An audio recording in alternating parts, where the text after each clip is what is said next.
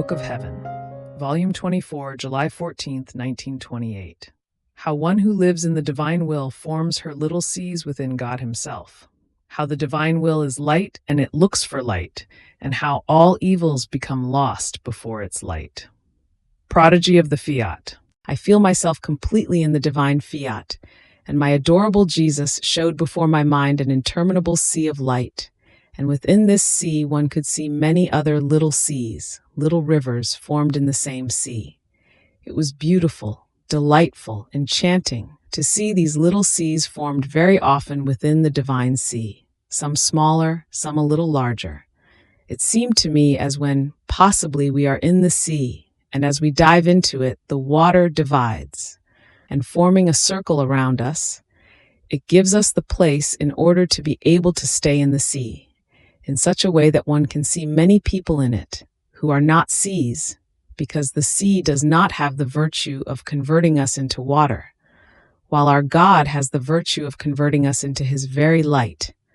And in spite of this, one can see that a human will has gone to dive into the divine sea to take its place in it.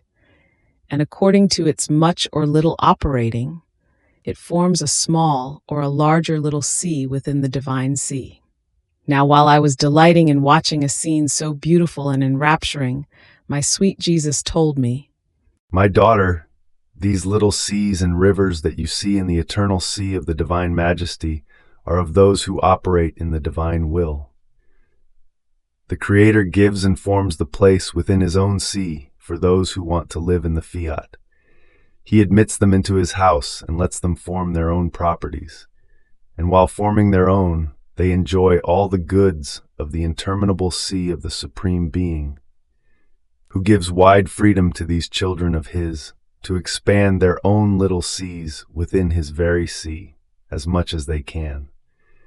In this sea, there are the little seas of my humanity and those of the sovereign Queen of Heaven, and there will also be those of the ones who will live in my will. None of their acts will be done outside of this divine sea, and this will be the greatest glory of God and the greatest honor for the children of my divine Fiat." After this, while being immersed more than ever in the divine volition, I was offering all my being and all my acts in it. Oh, how I wished that not even one thought, one word, one heartbeat would escape the light of the Fiat. Even more, I wished to surround all the acts of creatures like a crown, lining myself up over each human act to invest everything and everyone with its light, so that one might be the word, one the heartbeat, divine will. But while my mind was wandering within it, my sweet Jesus, making himself seen, clasped me so very tightly in his arms. Then he placed his most holy face upon my heart and breathed strongly into it. I am unable to say what I felt. And then he told me, "Daughter of my divine will, my Fiat is light, nor could even a shadow or atom which is not light enter into it. Darkness does not find the way. It becomes lost before its endless light, and the soul, in order to enter into my divine will, must place herself in the reflections of its light. That is to say, as she wants to do her acts in my will, she places herself in its reflections, which have the virtue of changing the acts of the soul into light. And my will performs a prodigy, as each of its rays invests, some her heartbeats, some her thoughts, some her words. In each of its rays it contains the crown of all the acts of the creature. And since my Fiat embraces everything and everyone, heaven and earth, it makes everyone touch and gives to everyone all the acts of the creature done in it.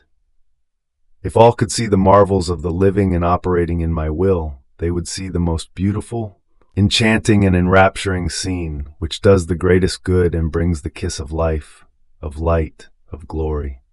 Then with tender and moving voice, and with stronger emphasis of love, he added, "O divine will, how powerful you are! You alone are the transformer of the creature in God. O my will, you alone are the consumer of all evils and the producer of all goods. O my will, you alone possess the enrapturing force, and whoever lets herself be enraptured by you becomes light. Whoever lets herself be dominated by you is the most fortunate one in heaven and on earth. She is the most loved by God.